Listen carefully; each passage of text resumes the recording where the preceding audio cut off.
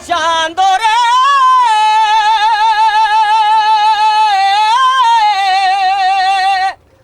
चांदो रे चांदो रे चांदो रे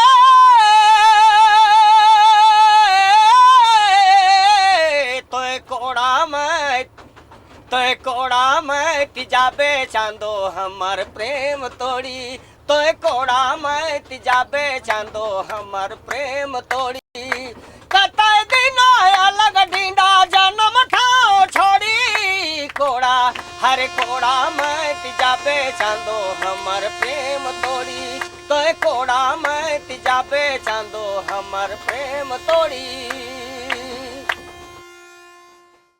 जन जागरण और जन आंदोलन बिना साहित्यिक, सांस्कृतिक और बौद्धिक आंदोलन के बिना अधूरा है। झारखंड आंदोलन के समय भी एक दौर ऐसा आया जब झारखंड आंदोलन राजनीतिक तौर पर पूरी तरह से टूट चुका था।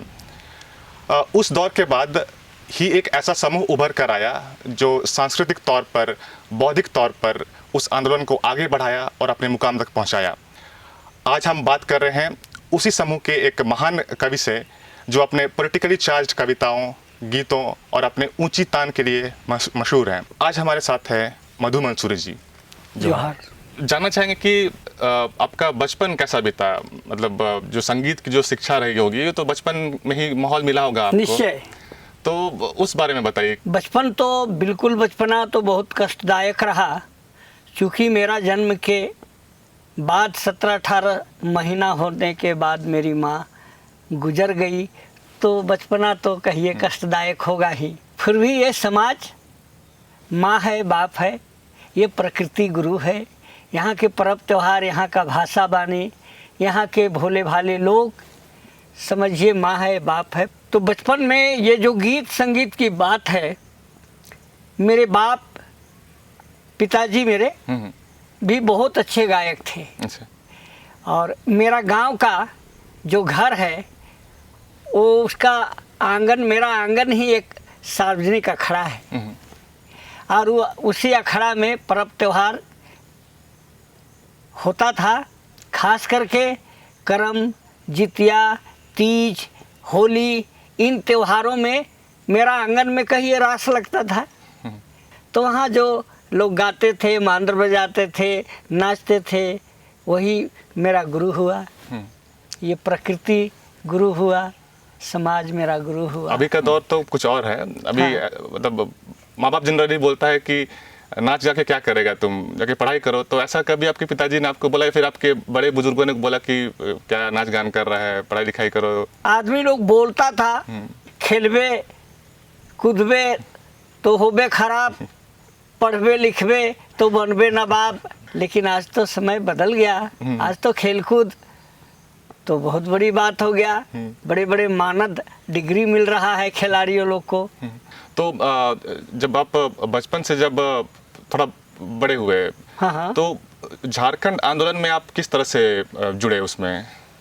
नाम सुनते थे, झारखंड राज्य अलग होए वाला है, उकरे लड़ाई आंदोलन दल लेके रांची जाते हैं, पटना जाते हैं, दिल्ली जाते हैं, ऐसा लोग गांव में बोलता था।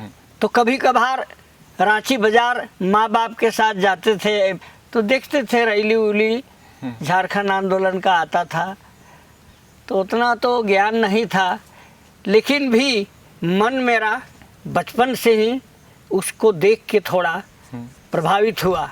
और प्रफुल्ल कुमार राय, लालरन विजयनाथ सहदेव, जगतमणि महतो, पानू राय मुंशी, ये 2-4 गिने लोग हमको खूंटी ले गया था। अच्छा। वो 10 दिसंबर 1960 ईस्वी था। और खूंटी का घोड़ा चौक, जो आजकल नेताजी सुभाष चंद्र बोस चौक है, पहले भी नेताजी जी था, लेकिन वो घोड़े में सवार थे, लेकिन ठेठ गांव के लोग घोड़ा चौक बोलता था। नेताजी का नाम कम लेता था, ज़्यादा घोड़ा चौक बोलता था। वहाँ पर मैंने गीत गाया था झारखंड आंदोलन का पहला बार। तब मेरा उम्र 12-13 साल था। और वो गीत का बोल है पहिले रहली दादा, पहिले रहली दादा गोरा के धांगरवा, धना धर्म डगमग आबे ही साहेबक पानी भरवा, धना धर्म डगमग आबे ही साहेबक पानी भरवा। सुख ना दुख ना चला, सुख ना दुख ना चला, चला दादा चारवा, धना धर्म डगरे मग आबे ही साहेबक पानी भरवा, धना धर्म डगरे मग आबे ही साहेबक पानी भरवा, धना धर्म डग। ये गीत हम झारखंड आंदोलन का पहला गीत खूंटी का नेताजी सुभाष चंद्र बोस चौक अर्थात घोड़ा चौक में 10 दिसंबर 1960 को गाए थे। उसके बाद ऐसा भी समय आया जब आप जयपाल सिंह के निर्णय से बहुत नाखुश हुए थे, जब उन्होंने अपना विलय करवा दिया कांग्रेस पार्टी में, अपने पार्टी को। तो उस समय का क्या भाव था आपका? उस समय का जनमानस का क्या भाव था? आम आदमी में एक कोलाहल गांव में फैल गया कि जयपाल सिंह मुंडा तो मुर्गा छाप के नेहरू जी कांग्रेस पार्टी में बेच दिलो, ठेठ बात बोलता था। और इसका चर्चा तमाम क्षेत्र में हुआ। बाप रे बाप, जयपाल सिंह मुंडा के खटिया में बोह के बर बाबू लखे पहाड़ ऊपर चढ़ात रहिए से ऐसा दगा दे दिले, ऐसा गांव में बोलता था। तो इसी का प्रभाव मुझ पर पड़ा। और उन्होंने जब विलय करके आया था तो उनको लोग बहुत स्वागत वगैरह कर रहा था बिरसा चौक पास खुट्टी रोड जाने के लिए उनको। तो मुझे याद है करमचंद भगत जी भी थे और सुशील कुमार बागे कोई मंत्री थे वो भी थे। उसके बाद में लसिया का कोई इस्माइल नाम करके आदमी था, उसका नाम लोग बोलता था आपस में, इसलिए मैं ये बात जानता हूँ, लेकिन बाकी लोगों को हम नहीं पहचानता था। मैं साइकिल में था तब मेरा 15-16 साल उम्र हो गया था। मैंने इस तरह से अंगुली, लोग आपस में बैठ के कुर्सी में बोल रहा था तो मैं इस तरह से अंगुली लंबा करके बायां हाथ से एक गीत बुलंदी से गाया था। बेचले मुर्गा छाप दुयो गाले खाले थाप, बेचले मुर्गा छाप दुयो गाले खाले थाप, पर के बनले बनिहार काटी, बनझार व्यापारी के देले उपहार काटी, बनझार व्यापारी के देले उपहार। मुर्गा बोलत रहे सुताल जागत रहे, मुर्गा बोलत रहे सुताल जागत रहे, कमिया का तार कोढ़ी बदली सुतार काटी, बनझार व्यापारी के देले उपहार काटी, बनझार व्यापारी के देले उपहार। मुझको झारखंड की एक दर्द हुई थी, इसलिए मैंने एक कड़ी में इस बात का चर्चा किया कि ये झारखंड धरती तुम्हारा क्या दोष है, का दोष है झारखंड ऐसा न पावले दंड, का दोष है झारखंड ऐसा न पावले दंड, सेकड़ों में पाटी पानी बेचले उधार काटी, बनझार व्यापारी के देले उपहार काटी, बनझार व्यापारी के देले उपहार।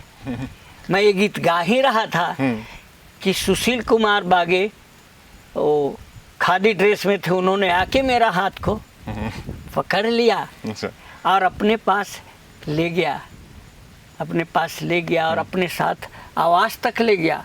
मुराबादी तरफ कहीं उसका आवास था, वहाँ ले गया था, चाय बिस्किट दिया था। अब घर आने के लिए 5 गो रुपया दिया। आपका जो गाना है नागपुर करकोरा, वो तो मतलब पूरा विश्व में फेमस हो चुका है। हम लोग जब बाहर रहते हैं झारखंड से, तो यही गाना है जो एक गाना में ही हम लोग को पूरा झारखंड का परिचय दे देता है। उस इंसिडेंट के बारे में बताइए, जब आप फ़ोन में रामदयाल जी को ये गाना सुनाए थे, अमेरिका में थे वो, और आप यहाँ से उनको। जी ये प्रफुल्ल कुमार राय एक्चुअली माने सांस्कृतिक क्षेत्र से उन्होंने आंदोलन किया है, लेकिन लोग उनको भूलता है, ये बात दुर्भाग्य है। तो प्रफुल्ल कुमार राय, विशेश्वर प्रसाद केसरी और कुछ लोगों की बात सुरेश कुमार सिंह जी से हुई, तो प्रफुल्ल कुमार राय जी लेके हमको सुरेश कुमार सिंह का यहाँ गए और डॉक्टर रामदयाल मुंडा जी को वो डायल टोन वाला ऐसे फ़ोन लगाए, बोले वो सुरेश सिंह की नागपुर का कोरा गीत जो आप गाते हैं, मैं तो सुना नहीं, सुनाइए, इसमें गाइए। तो प्रफुल्ल कुमार राय जी बैठे हुए थे और मैं फ़ोन में उस गीत को गाया। नागपुर कर कोरा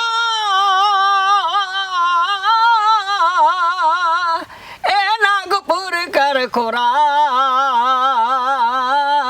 नागपुर कर कोरा, नागपुर कर कोरा, नदी नाला टकाटुकु बन रे पतरा, भर लिखो पाखासी फूल, डींडा समय झूला झूल रे लो,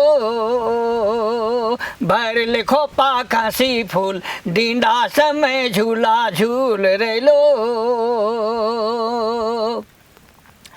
चल रे रानी चल रे सालो, चल रे हीरा, चल रे चल टंगारा चल, खेल रे खेल घसरी खेल, बिना इंजन बिना तेल, गाड़ी लोहार धागा मेल, धारा रा धारी रे धारी अचारा,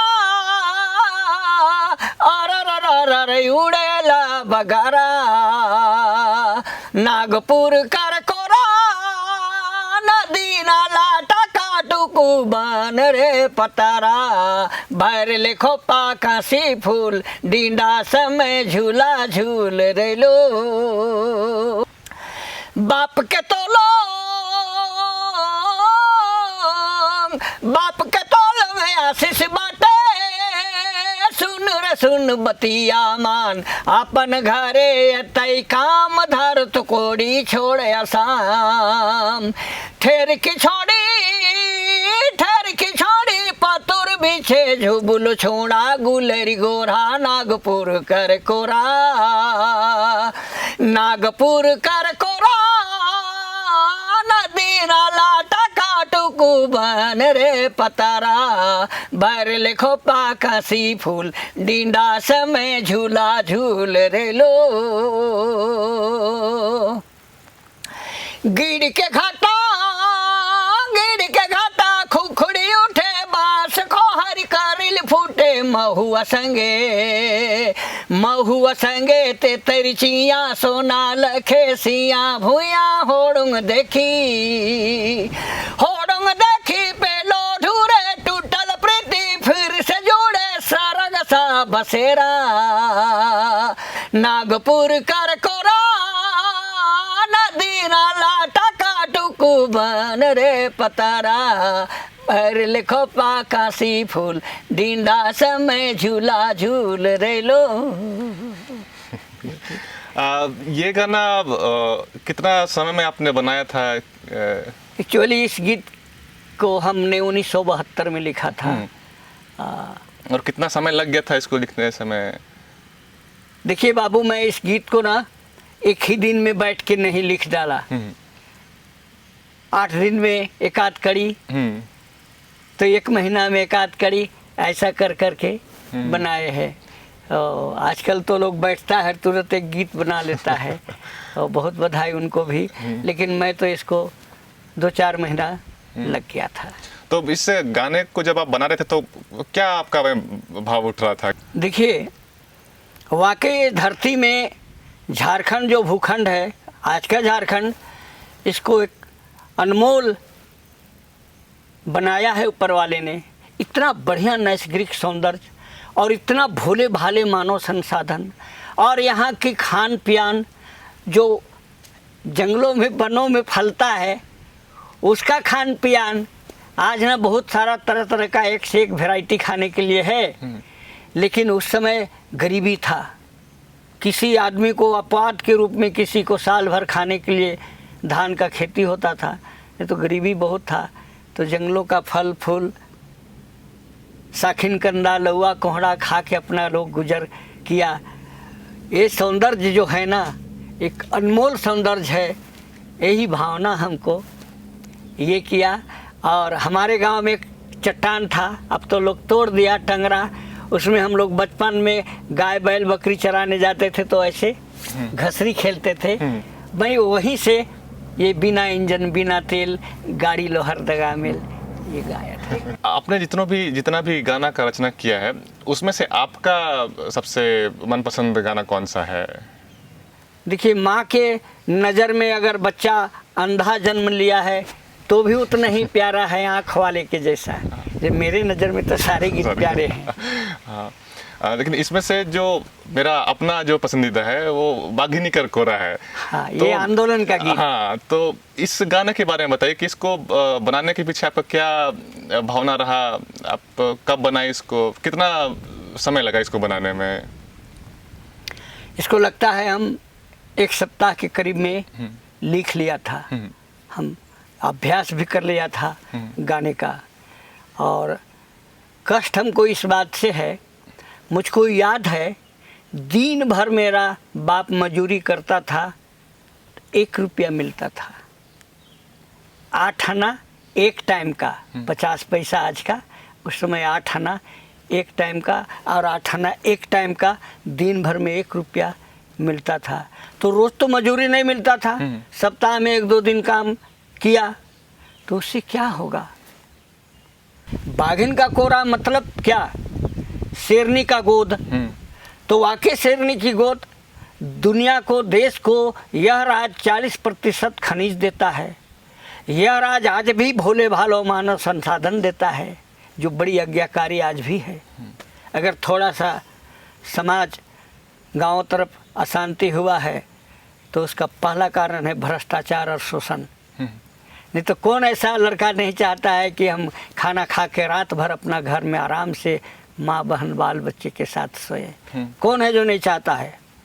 लेकिन दिन की मजबूरी, पढ़े लिखे लोग को भी रोजी रोजगार नहीं मिला और यहाँ का सारा पैसे का दुरुपयोग हुआ। इसलिए मैं ये गीत को लिखा और गाया भी। साहिता मासल धारा सिला के गरज परा, साहिता मासल धारा सिला के गरज पर,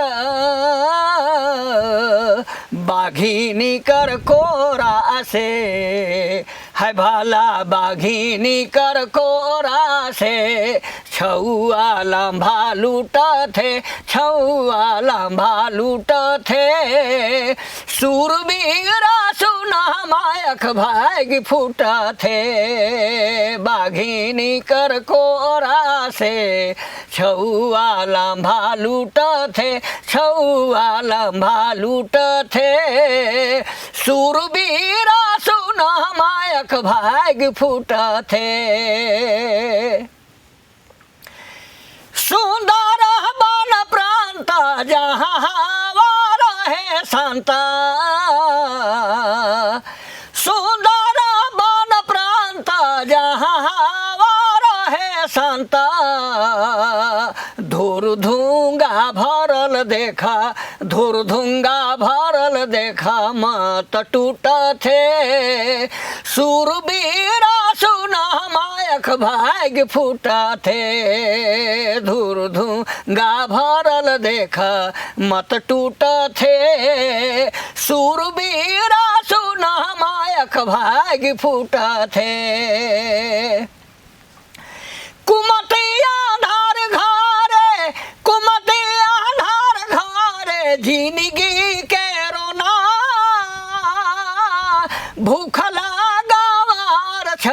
जो है झूठा दोना, हरे जो है झूठा दोना। नाचा थे बामन पूत, है भाला नाचा थे बामन पूत, अहिर देखा थे सूरबीरा सुना मायक भाग फूटा थे। नाचा थे बामन पूत, अहिर देखा थे सूरबीरा सुना मायक भाग फूटा थे। बहुत बढ़िया। तो इस गीत को सुनकर उस समय के शूरवीर तो जग ही गए होंगे, हमको लगता है। बहुत प्यार लोगों ने दिया। हाँ। बहुत प्यार लोगों ने दिया। उसका नतीजा झारखंड राज्य के रूप में हमारे सामने है। लेकिन गलती हमसे कहाँ हुई? शूरवीर अभी क्यों नहीं जग रहे हैं? जितने भी यहाँ के लोग एमएलए, सांसद, विधायक हुए हैं, का किए हैं, सबको मालूम है। ये सौभाग्य होगा। और एक गीत के बारे में बात करेंगे आपसे। वो गीत मेघनाथ जी ने लिखा है, गाँव छोड़ा रही। जी। जिसको आपने गाया है। मतलब ये गाना तो मतलब बहुत जगह अभी तो लोग गा रहे हैं इसको, लेकिन शायद उन्हें पता नहीं कि ये गीत आपने गाया और मेघनाथ जी ने लिखा है। मतलब दोनों पर्दे के पीछे से मेघनाथ जी तो बेचारे जाति के बंगाली हैं, तो नागपुरी, तो टूटा फूटा या जैसे भी बेचारा बहुत कुछ किया। मेरे पास लेके आए और बोला, दादा इसको आपको संवारना है, गाना है, सजाना है। मैं उसका थोड़ा संशोधन किया, काट छांट किया, कहाँ उच्चारण दोष गड़बड़ होगा, कहाँ का दोष होगा, इन सारी बातों को ध्यान में रखते हुए मैं उसको थोड़ा मात्रा कहीं अधिक है, कहीं ज़्यादा है, इन सारी लोग को कमी बेसी हम जोड़ के थोड़ा सुधारे। फिर इसको ले जाके बॉम्बे में 7 भवन एरिया मंदिर मैदान में एक स्टूडियो में, बेंगलोर का एक आदमी उसको रिकॉर्डिंग किया और फिर वहाँ से आए। और उसका प्रचार प्रसार तो लोग हमको कहता है पूरे दुनिया में है, 17 गो कंट्री में ये गीत बजता है, ऐसा लोग हमको बोलता है। तो एक बार हम लोग को भी सुना दीजिए। अरे गाँव छोड़ब नहीं, हम जंगल छोड़ब नहीं, और माए माटी छोड़ब नहीं, लड़ाई छोड़ब नहीं। हम गाँव छोड़ब नहीं और जंगल छोड़ब नहीं, अरे माए माटी छोड़ब नहीं, लड़ाई छोड़ब नहीं। क्यों नहीं छोड़ेंगे? बांध बना ले, गांव डुबा ले, कारखाना बना ले, जंगल काटी खादान कोड़ी सेंचुरी बना ले। बांध बना ले, गांव डुबा ले, कारखाना बना ले, और जंगल काटी खादान कोड़ी सेंचुरी बना ले। जल जंगल जमीन छोड़ हम इन कहाँ कहाँ जाएं, विकास के भगवान बता दो कैसे जान बचाएं। सेले गाँव छोड़ब नहीं, हम जंगल छोड़ब नहीं, और माए माटी छोड़ब नहीं, लड़ाई छोड़ब नहीं। पुरखे थे क्या मूर्ख जो वे जंगल को बचाए, धरती रखी हरी भरी और नदी मधु बहाए। अरे पुरखे थे क्या मूर्ख जो वे जंगल को बचाए, धरती रखी हरी भरी और नदी मधु बहाए। तेरी हवस में जल गई धरती, लूट गई हरियाली, मछली मर गए, पंछी उड़ गए, जाने किस दिशाएं। से ले गाँव छोड़ब नहीं, हम जंगल छोड़ब नहीं, और माए माटी छोड़ब नहीं, लड़ाई छोड़ब नहीं। हम गाँव छोड़ब नहीं और जंगल छोड़ब नहीं, अरे माए माटी छोड़ब नहीं, लड़ाई छोड़ब नहीं। कोयल सूखी कारो सूखी सूखी सोबर ने खा, दामोदर बनी गंदी नाली शंख काली रेखा। अरे कोयल सूखी कारो सूखी सूखी सोबर ने खा, दामोदर बनी गंदी नाली शंख काली रेखा। अरे तुम पियोगे पेप्सी कोला बिसलरी के पानी, हम कैसे अपनी प्यास बुझाएं पी के कचरा पानी। से ले गाँव छोड़ब नहीं, हम जंगल छोड़ब नहीं, और माए माटी छोड़ब नहीं, लड़ाई छोड़ब नहीं।